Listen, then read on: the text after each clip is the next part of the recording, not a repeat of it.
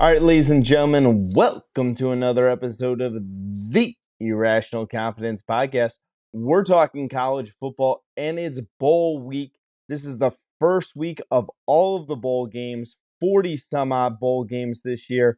We're not going to go through all 40 of them. We're going to give you some quick hitters, some ones that we're watching that we're going to tune in for, whether it's the Duke Mayo Bowl, whether it's the Jimmy Kimmel LA Bowl, New Mexico Bowl. I'm sure there's a bunch more. But the man who is on high alert for the holidays because he has proven that he has seen elves on the highway driving their Toyotas. My co-host Fresh, how you doing? All right, I gotta give you hats. You've had some pretty lame ones all year, but that was pretty good. So major props to you on that one. I'm doing pretty good. It's bowl season. As bad as random as seeing elves driving a Toyota on the highway is about um, as bad as random as seeing players actually playing in the bowl games this year that have actually been starters all year, not transferring or opting for the draft. So it's sort of a pick 'em when you come to these bowl games half the time. Yeah, there's a couple. As we're recording, I have been making a list of a few different holiday intros to introduce you as here fresh. So hopefully a couple of these will stick for later on. But let's go to the first game of our bowl season here. We're going to on this game is going to be played on December 16th at 3 p.m. in Orlando, Florida, and it's the Duluth Trading Cure Bowl. That is the UTSA Roadrunners 11-2 on the year versus the Troy Trojans. They're also 11-2 on the year. Right now, Troy is a 1.5 point favorite. Over under is set at 54.5. Interesting game. Both of these teams have phenomenal years here, Fresh. I mean, 11-2. Both of them had some big wins. Kind of really ran around in their conference. What do you see here? Well, first off, I think it's really cool, and it's actually kind of a sad thing. It's the very first day of bowl season. It's the only matchup at this point right now in stone of conference champions. Number 25 ranked UTSA, number 24 ranked Troy. So take that, like all the bowl games we have, 40 of them, this only matchup of conference champions. So this is gonna be pretty cool, like getting after from Conference USA and from the Sun Belt. It's actually UTSA's last game as a member of Conference USA because they're moving to AAC next year. Now, when you look at their records, you said 11-2 and 11-2, including their conference championship games. They're very similar when it comes to the records and the losses. UTSA has two losses: the triple overtime loss to Houston in week 1 and a loss at Texas in week 3 on September 17th. Troy, two losses on the year: opening week at Ole Miss, and then on a crazy Hail Mary miracle by App State in week 3, which also was September 17th when game day was in town. Neither of these teams have lost since September 17th. They've won straight through, including conference championship games, both on 10-game winning streaks, which is actually pretty amazing. So it's kind of like somebody has to lose this football game, and someone's amazing season has to come to an end with a loss when they both have played so well all year long. But when it comes down to stats, there's two different teams. UTSA scoring 38.7 a game, giving up 26.5. Troy scoring 26 a game, giving up 17.5.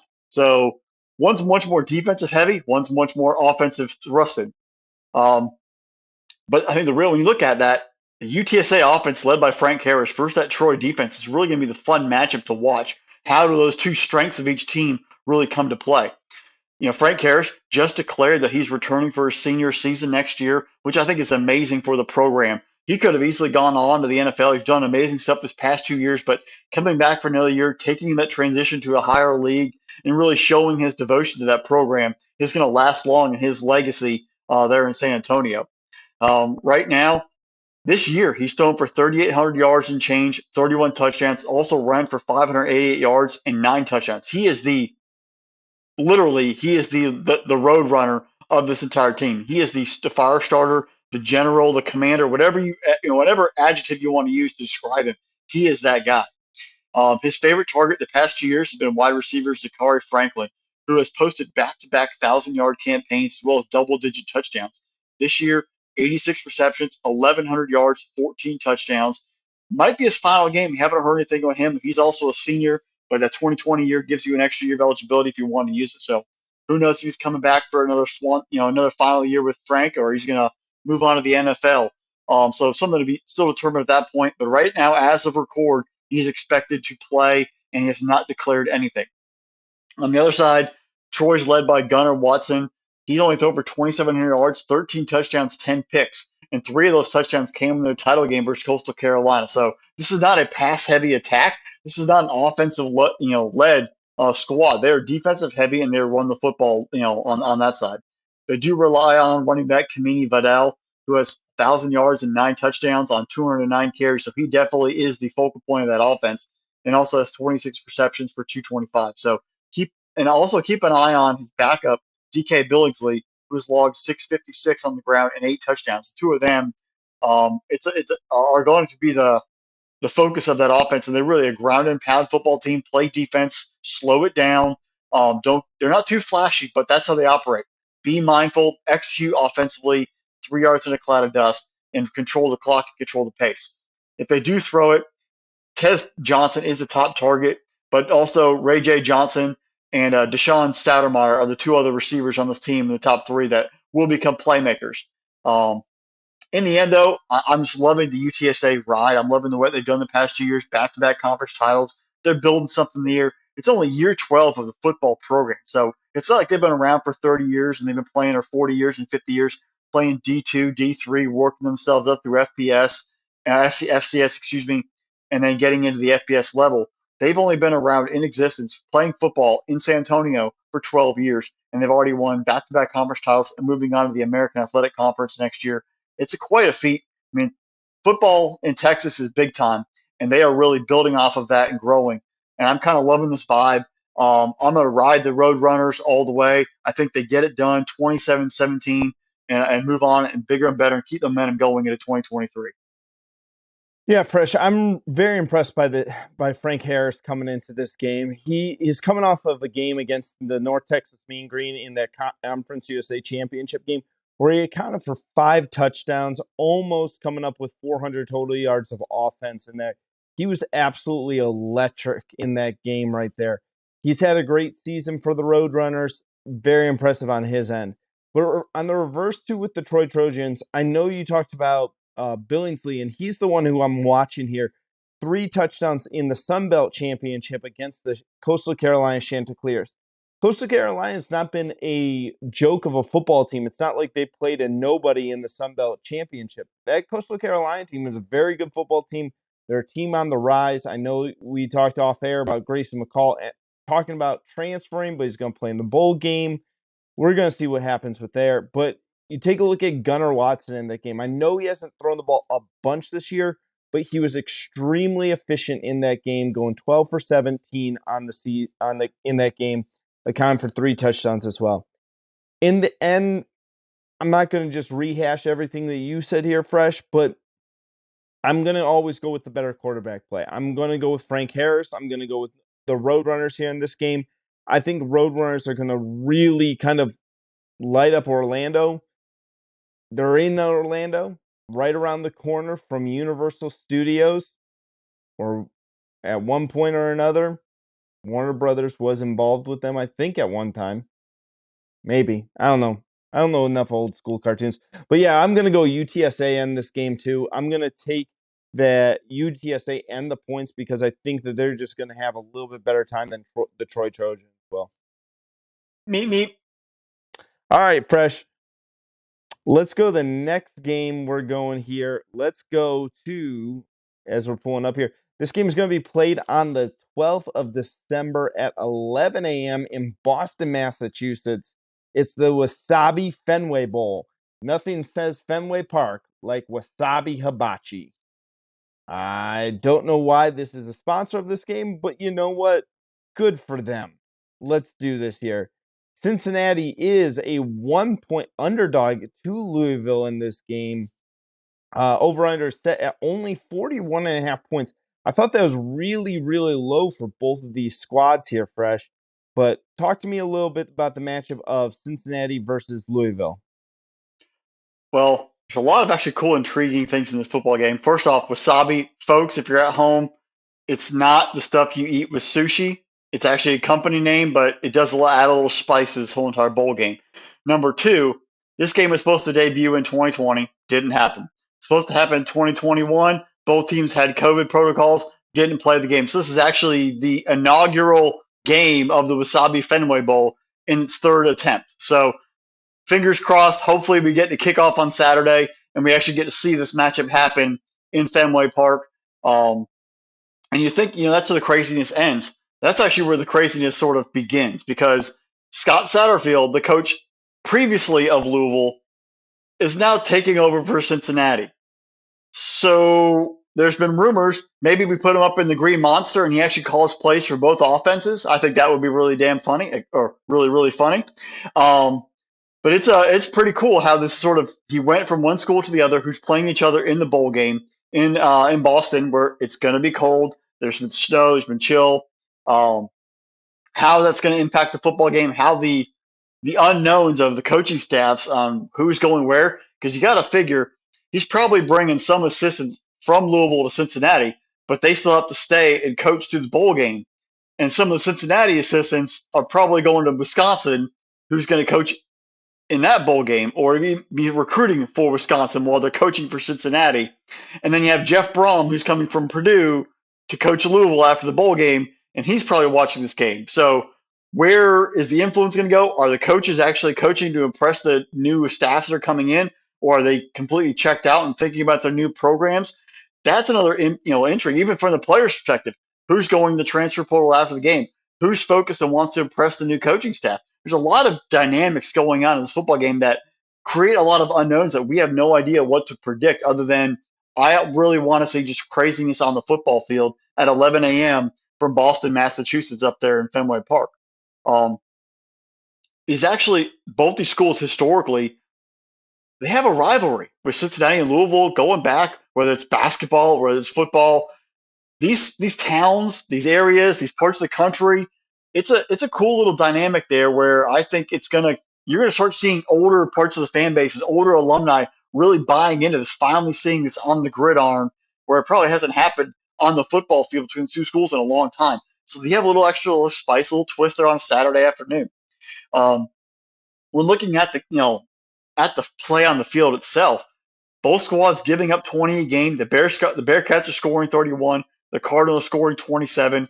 Cincinnati is averaging 393 yards a game. Louisville's averaging 405. So defense almost the same. Offenses giving up 328 and 347 respectively. So very similar there across the board on both these entire teams. The one real dynamic, though, is Malik Cunningham, the star quarterback for Louisville, not playing. And he hasn't really played in a couple of weeks due to injury. So the rushing stats there for Louisville are probably a little inflated because of his early on the year season stats that aren't really going to be carrying into this football game. So you really can't look at the full stat sheet when it comes down to it. The past couple of weeks, Brock Doman, how you want to say it, has been leading the Louisville offense. And since he's been guided by Ben Bryant, he did get dinged up and did not play in the Tulane game. So it kind of figures, is he going to sit this one out, or is he actually going to find himself, getting back into the lineup and playing? If he doesn't, Evan Prater takes over, who led them in that Tulane game, and kind of had some mixed, results when it came to the football game. I do expect the Bearcats have a more veteran football team, a more talented team, I think, defensively especially. I think that will help them in this football game. But when it comes to the game offensively, when you have issues at quarterback, you don't really know what you're going to do, and you're also dealing with transitions of coaching staffs. The one thing you want to run the football, run the clock, maintain it, play physical, try to get the game, you don't want to get anyone hurt, but you want a game to move quickly. You don't want to sit around for a 5.5 hour affair. Run the football, and that's going to come down to a running back, Ray Montgomery, who had 95 and 2 touchdowns versus Tulane. I think he's going to get a major dose of the activity in this football game. Prater did run for 83 in addition to 102 in the air, so he might get some activity if he is the starter. But I figure Montgomery's going to get a heavy dose of this football game. Run the football, run the football, run the football. Force Louisville to stop you. In the end, I think the Bearcats have more experience, more veteran leadership, especially after the past 2 years of going to the New York Six. Those guys are still around, rise up, are veterans and leaders, and they find a way to get a win in the inaugural Fenway Bowl. So, Fresh, I looked up Wasabi. It is not the Japanese steakhouse that is here by us. It is actually it looks like it's a cloud-based storage company. So it looks like for some reason they've taken what you eat with sushi and turned it into a cloud-based storage company. So there's cool on that part as well. Fresh in these type of bowl games, I'm looking for players for me that really jump off the page that maybe I kind of use bowl season to get myself ready for the NFL draft and who I want to watch for this NFL draft. There's a player that we have not talked about all season long. This kid has only been playing D1 football as a senior this year, and that's Ivan Pace Jr. for the linebacker for Cincinnati. 119 tackles on the year, 8 sacks, one forced fumble. He was absolutely phenomenal. And it's kind of like one of those questions of where's this kid been? Like, what has he been doing? Has he been just fighting the injury bug all the time? Did he have all these players in front of him and just never got the opportunity? But I have a hard time believing like he never even played in a blowout game or something along those lines. So I went back and I started digging on Ivan Pace Jr. a little bit, and he's been absolutely lights out all season long. One of the best linebackers in the country. It's really cool to see someone he's a little bit on the undersized realm, but it is really interesting to see a guy like him that could possibly be drafted. For me, I'm going back with you exactly what you said. I'm sad that we're probably not going to see Malik Cunningham in this game. I think he is out for the year. I don't know if they've officially like completely ruled him out, but he was just fun to watch. If you didn't get a chance to see him, guys, go on the YouTube, watch some of his highlight stats. He was a really fun quarterback to watch. He was like similar to Lamar Jackson, maybe not as fast as him, but it's really cool to see when you have a truly great athlete like he was, and especially you have him playing the quarterback position. So, again, I'm really kind of bummed that we didn't get a full game of him versus Cincinnati. I'm with you on this one, Fresh. I think I like Cincinnati as well in this. I just think that Luke Fickell has done a really good job to making sure that the cover is not bare there in Cincinnati, pun intended, with the Bearcats. But I'm looking at this going, where's the thing that I'm missing with Louisville? Louisville is coming in on this season. They are coming in on this game. They struggled at the end of the season versus Kentucky. I know that in that game they beat North Carolina State prior to that. Cincinnati is coming off that loss to Tulane. I think they're going to be extremely motivated to end this season, end it on a win. Cincinnati is on their way to the Big 12. I think winning this game, moving to the Big 12, and saying, okay, now we got some momentum going on. We're now in a Power 5 conference. We're no longer the big fish in the little pond. We're now going to be playing with some of the big boys in college football. I really like this. Weather is talking about 39 degrees. It's going to be cold, but both these teams are going to be equipped for it. But give me the Bearcats.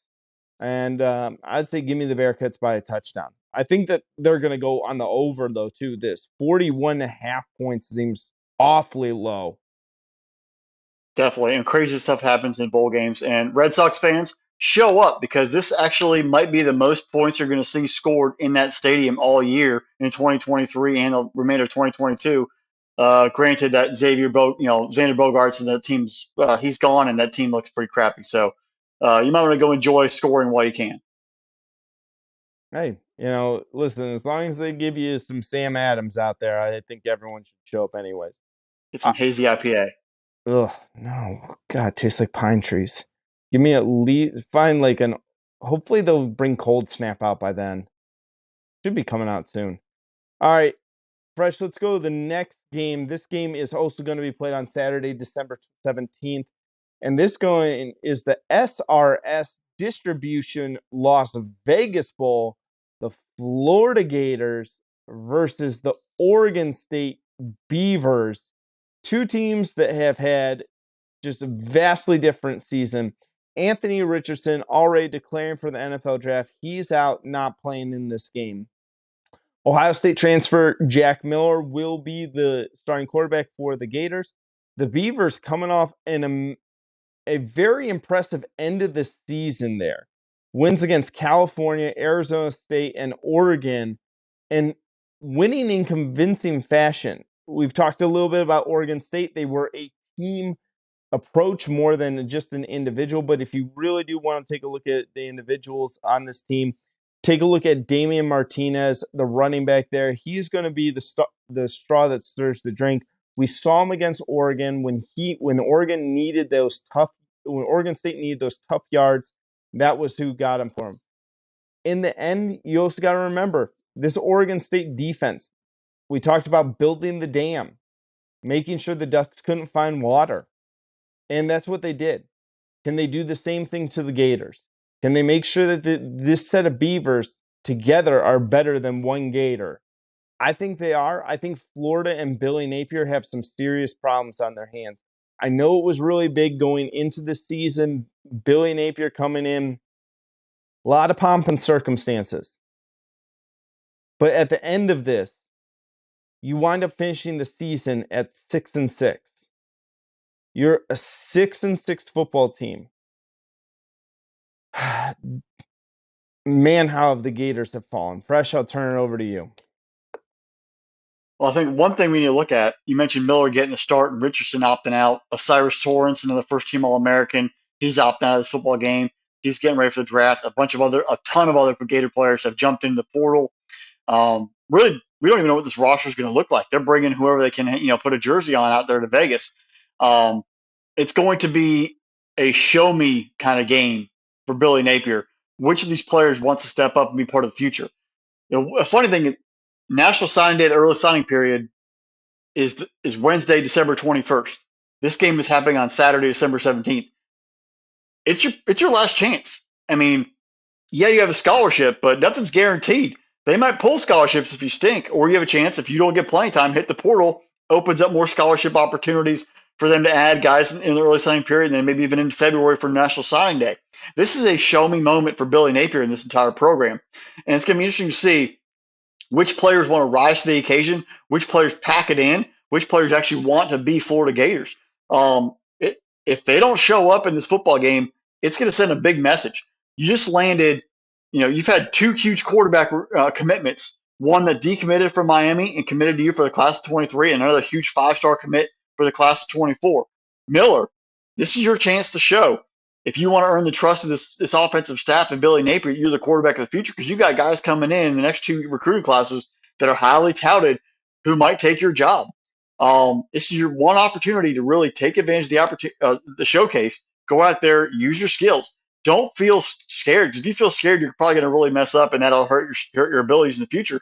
You've got to just play light and play open. But no, this is a competition, and they're looking for the best player. So big chance for him as well as other players across the depth chart, because when you're 6-6, and if you lose this game 6-7, I think that means every single spot on this entire roster is wide open. So Florida players, you need to step up and take advantage. Whether you're right now third on the depth chart, if you get on that field and have a chance to play, take advantage of the opportunity, because you can't get much worse. You could be Colorado and be 1-11 and have Coach Prime coming in there, but 6-7 at the end of the year, if you lose this game, is pretty bad. So play with hungry direction, hungry fire, and try to win this football game, because if not, you could be sitting third on the depth chart, come late August, early September 2023. I do expect the Florida Gators to focus a lot of this on the ground, though. A lot of ETN, a lot of Montrell Johnson, run the football. That's who Napier is. That's who's his entire playbook is really built around. It's run the football, be physical at the line of scrimmage, and then build play action after that. I don't know what receivers are actually going to be out there right now. Who's going to opt out? I think Pearsall might play. The transfer from Arizona State, who's had a pretty solid season, leading receiver for the Gators. But outside of that, which Gator players are actually going to show up and want to play this football game, we still have no idea truly until the game actually kicks off and who actually wants to suit up and play. But I figure they're going to run the football. And one thing I think we also want to see is the Gators defense actually going to show up. Are there 11 players on the field that are actually going to show up and tackle somebody? Because they've been downright awful all season long, and they might get run over by the Beavers in that ground assault. You mentioned Damian Martinez, the host of running backs there that the Beavers bring. Jonathan Smith, the head coach, just got an extension. They bring a very similar mentality of physical offensive line, physical running game, and defense. These two teams from that aspect are very similar, but Oregon State has shown they can run the football and they can play defense at a much higher rate than Florida can. It's going to be kind of a battle of wills in this football game. It's weird. You have a 6-6 Florida team, but you have Oregon State, who's probably had their best year in almost 10 years. They have a chance of getting 10 wins. I expect them to be fully motivated. This actually might be the best game of the entire day, because a team has a chance to get 10 wins, and a team right now playing for spots and in pride, you have a lot of energy coming this week. It's not going to be a flat football game out there in Allegiant Stadium, and you're playing in Vegas, the showcase. It's going to be fun. Um, Another guy you mentioned, Damian Martinez. Another person I expect to really be involved. Jam Griffin, 486 yards on the ground and 3 touchdowns, and then Deshaun Fenwick, 446 and 7 touchdowns. That triumvirate, those three-pronged attack of the running backs are going to really be rotated in circulation and might prove very, very painful for the Gators come Saturday. In the end, I think Oregon State gets it done. I think that 10-win season it feeds a lot for the entire players to really be part of that, and it feeds something for the coaching staff to really coach hard. I think Oregon State takes it down. They also get a chance to beat an SEC football team, which everybody wants an opportunity to do. You take all that into account. Oregon State gets it done, and they get it done in convincing fashion. And they put Billy Napier at 6-7 at the end of his first year. Beavers get 10 wins and move into 2023 on a high note. Yeah, Fresh. So I while you were talking there, I wanted to pull it up real quick, and I'm thinking about what this game could really mean for both of these teams, and that's where maybe you get a little bit of juice in this game. Oregon State, how they start the season next year, and I think I'm missing a game here. I think they have to have the Pac-12 and the Big Ten still have an agreement for next year, correct? With all the realignment, I have no idea what's still on the plate anymore. We've seen teams opt out of games because of conference realignment. It's like the transfer portal. I have no clue who's on whose team anymore. Right. So right now, here's Oregon State's non-conference opponents. There's San Jose State, UC Davis, and then San Diego State. That's a very winnable non-conference schedule. They could realistically go into the start. If they win 10 games this year, they're going to be ranked next year in the preseason polls. They're going to have a good chance against every single one of those teams in their non-conference schedule, depending on if they play a Big Ten team in there, if they still have that connection with those teams. But you look at this and saying, like, Oregon State's got a shot at this thing for next season. They travel to Oregon again, but they get UCLA at home, they get Utah at home, and they get Washington at home. What is this team going to be? Like, this could be a sleeper team for next season for the Pac-12. I'm not, calling my shot right now, but I would say, like, be on the lookout for the Beavers coming into next season. And for the Gators, I'm going to just say something similar here. You're going to have an opportunity to either pull yourself off the mat. You're going to wind up finishing the year 7-6 and not have a losing season.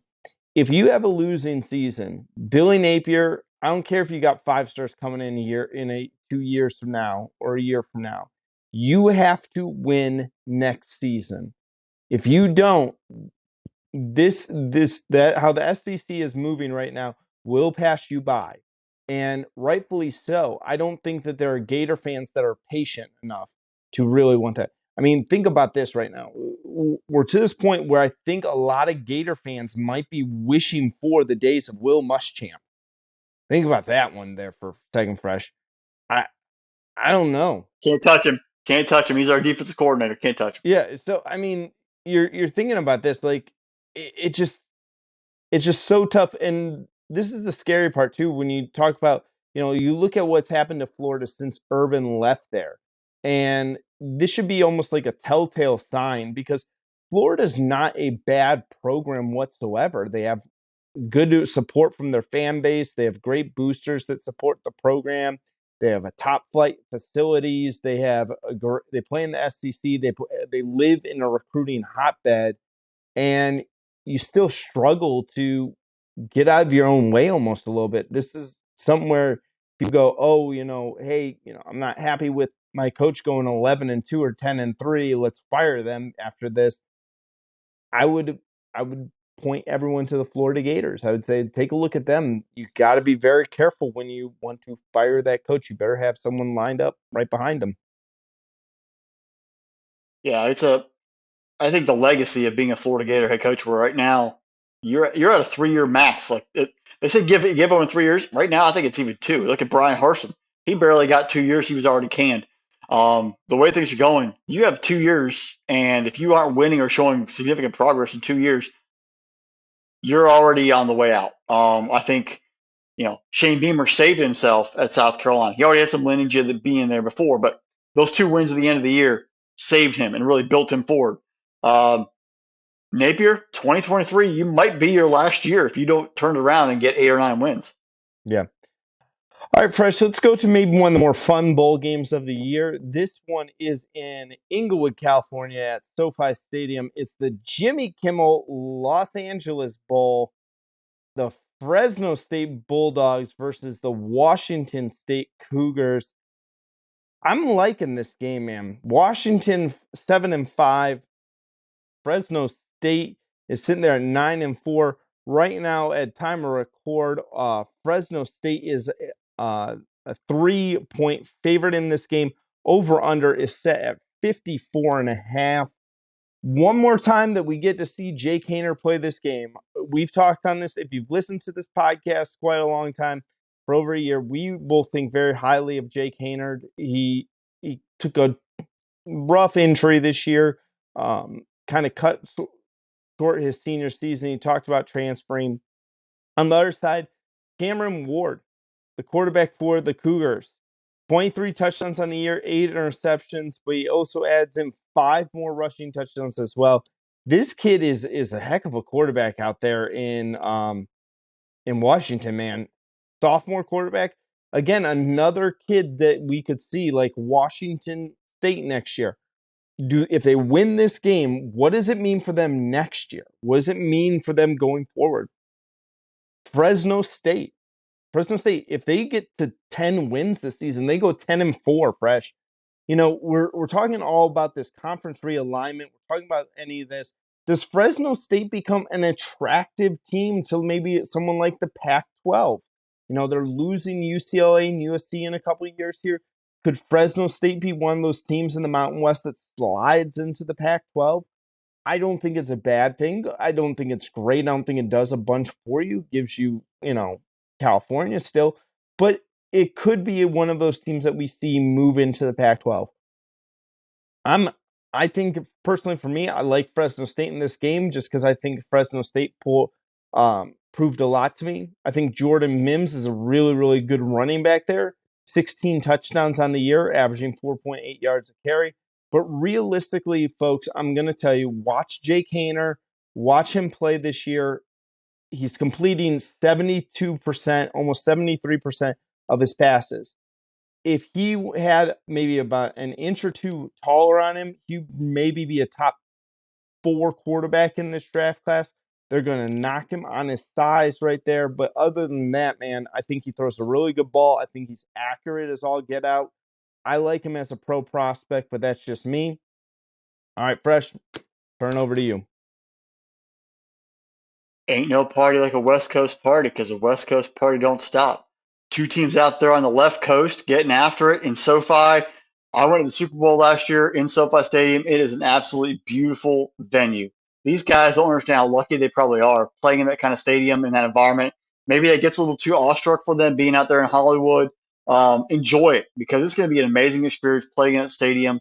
But that should be, an underlying factor because this game, like you said, we have 2 great quarterbacks playing in this football game, Haener and Ward.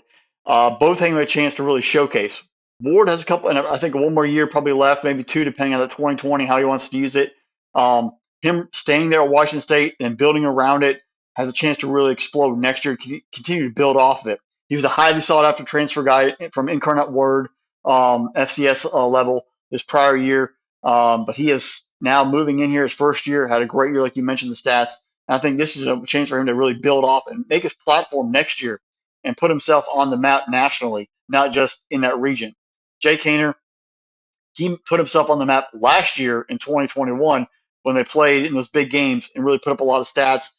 Getting into this year, I think might have put a little doubt in his mind of like, man, I came back for this. But you know what? The greatest players have all had setbacks. Greatest athletes, greatest people, they've all had little setbacks. They find ways to get better and recover and then push forward. And this is just the beginning for him. I think he uses this football game like he used the rest of that season to push forward. He won a conference title Now he has a chance to win a bowl game, really finish on the high note, and really boost his draft stock. Because after this, he's going to be scrutinized for, is he too tall? How big are his hands? How does he throw the ball on the run to his left, back to his right, and all of those stupid drills they do to evaluate quarterbacks. But when you put out game film and you put out real legit product on the field and you show you're a winner, those things come into play. We're recording this a couple days after Brock Purdy played for the 49ers against the Buccaneers. He was Mr. Irrelevant. He was a pretty solid quarterback in college. They had Brocktober for a reason. Everyone doubted him. Most people didn't know who Brock Purdy was. Like, oh, who's college football quarterback, Iowa State, whatever. He shows up there and plays amazing. Granted, he had a lot of players around him, but if you're a player and you're a good quarterback and you can get it done, you can understand and execute, it transcends across levels. And that's a chance for Jake Haener to really show and build off of now, starting with this bowl game versus Washington State, carrying into draft prep season, and then hopefully gets drafted into the NFL. It's not just because of him, though. If you mentioned Mims at running back, I think Jalen Moreno Cropper at wide receiver is also a big player in his success. Him also being a senior has a chance for him to build a stock going forward. This year, had 1,000 yards and 5 touchdowns, has a chance to build it up in this football game against the Washington's defense, who's actually been a little bit better than normal, and growing from there. I expect a lot of points in this football game, a lot of excitement on Saturday afternoon out there in LA. Both quarterbacks putting up gaudy numbers, but in the end, I think Fresno State has more of a complete team, and they will actually finally get a win over a Pac-12 team. They had struggles last year, came close versus USC this year, came close versus Oregon State and UCLA over the past couple of years. They finally beat a Pac-12 team. They do it in LA. Haener rides off in the sunset as a legend at Fresno State, and hopefully has success in the NFL. But big time for the Bulldogs getting it done. Yeah. All right, Fresh. One more game in this episode that we're going to cap off and before we go into the second week of bowl weekend. And this game is going to be an interesting game. I actually think that this is probably one of the best, most evenly matched up bowl games in this first weekend or in this first week. The roofclaim.com bowl. It is the Boca Raton Bowl. That's a little interesting for any of you who live in Florida and all the craziness about the roof claim here with hurricanes. I think maybe a choice of a different sponsor might have been smarter, but hey, not my money and not my choices here. It's Liberty Flames versus the Toledo Rockets. At this time of record, the Toledo Rockets are a 4.5 point favorite. Over under is set at 54 points. I like this Toledo team, man. I really do. I think this we watched this Toledo team outside of that late season loss to our producer Drew's alma mater, Bowling Green. I thought Toledo played really good football this year. They have an electric offense and have the ability to score with almost anybody in the MAC and maybe into a lot of other conferences. I think as long as they stayed away from the Power 5 teams, you wouldn't see them like maybe run it with them. And then you got Liberty Flames. Liberty, who maybe pulled off one of the biggest upsets of the season. I believe this made your top games of the year. Beating Arkansas in Arkansas. Huge win for Liberty there. But ever since that win, they went into a tailspin playing, you told me, 4 quarterbacks against New Mexico State to end the season. It's a hard time for me to think that. Boca Raton is beautiful. It's a great place for the kids from Lynchburg, Virginia. It's a great place for the kids from Toledo, Ohio, going down and seeing this. I don't know, man. I look at Toledo. I look at Jaquez Stewart and Daquan Finn and all the things that they've done. Take a look at Daquan Finn, accounting for 30 touchdowns on this year. I think I like Toledo in this game, but I'll turn it over to you before I give my final pick. This game is full of fire and explosion. I mean, it's just offense everywhere, exciting. Little tidbit though, is as amazing as Boca Raton is and as beautiful and picturesque, do you actually know what it means in Spanish? It means the rat's mouth, which is the oxymoron because it's a beautiful area. So it's pretty funny that way. All right, so I digress. Like you mentioned, the Flames, after that upset win, lost 3 straight to end the season. They were on a roll. They were steamrolling people. They go into Fayetteville, take it out, and then you lose to UConn, you lose to New Mexico State. You're just like, what happened to this football team? Did the Hugh Freeze rumors leaving, did that catch up with the team? quarterback issues. Where did that team just fall apart? I don't think any of us really know the answer. But on the other side, Toledo lost two straight before they won the MAC championship over Ohio. So both teams kind of clunked their way toward the end of the year. Not exactly ending the season with a surge.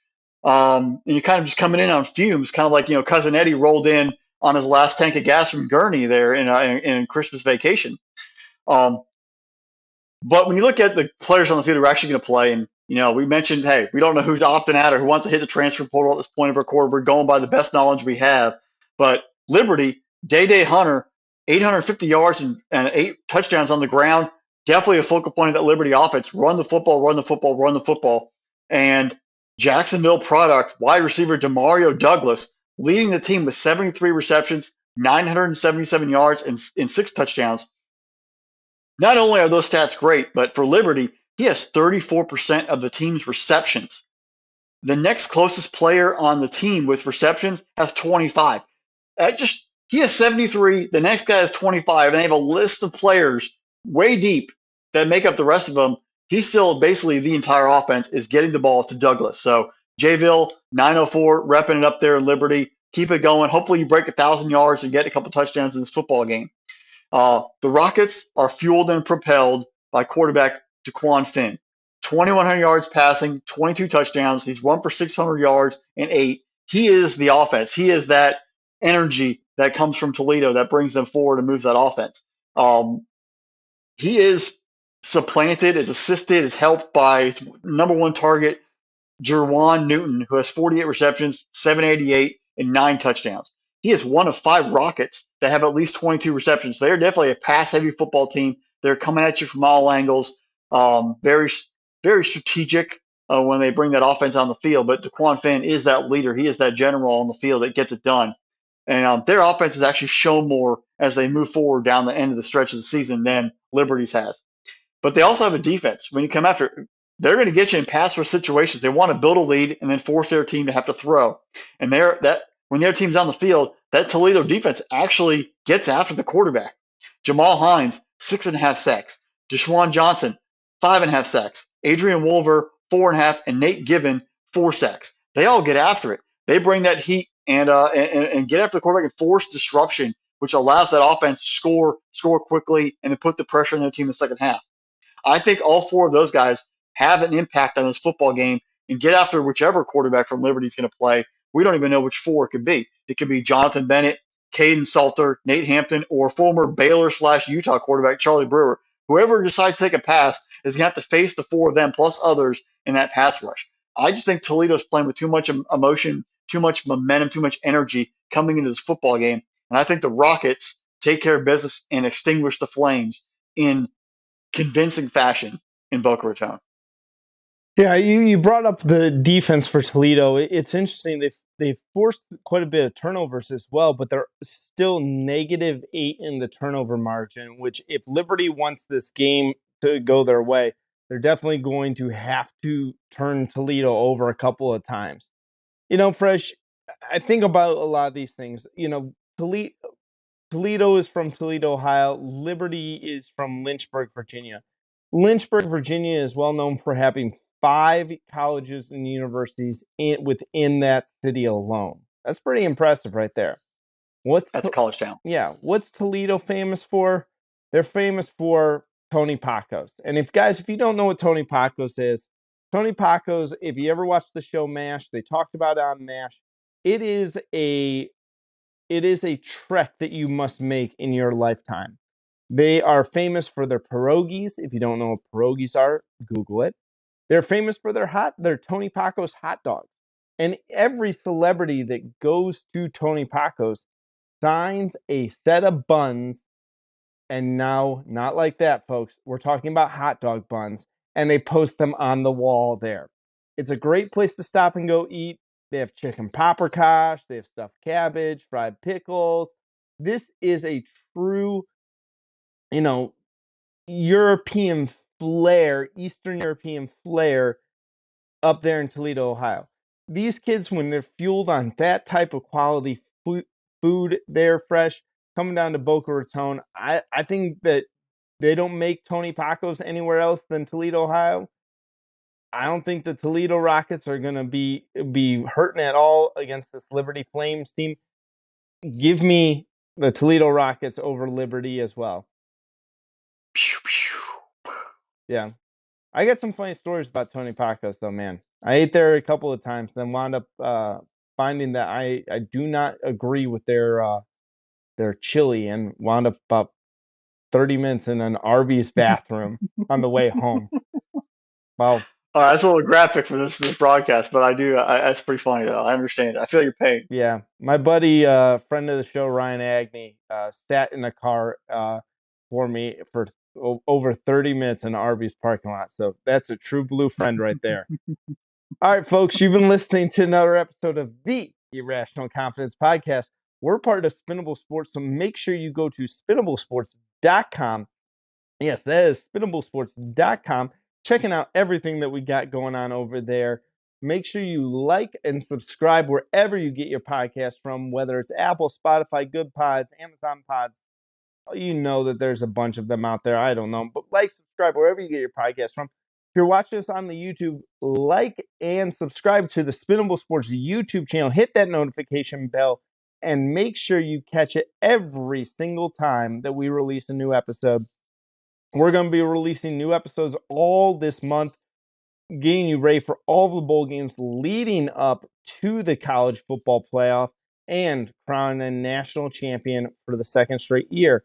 But don't worry, we don't end there. We're going to keep going on. We'll get you ready for the NFL draft. And don't forget, we got March Madness coming around, and we'll talk hostile takeover as well for that. I want to send a special thank you to our producer, Drew. Without him, none of this is possible. So great job out of him. He's been behind the scenes all season long producing these episodes for you. I want to thank you guys for joining us on this ride. And don't worry, next time I won't talk about all that other stuff.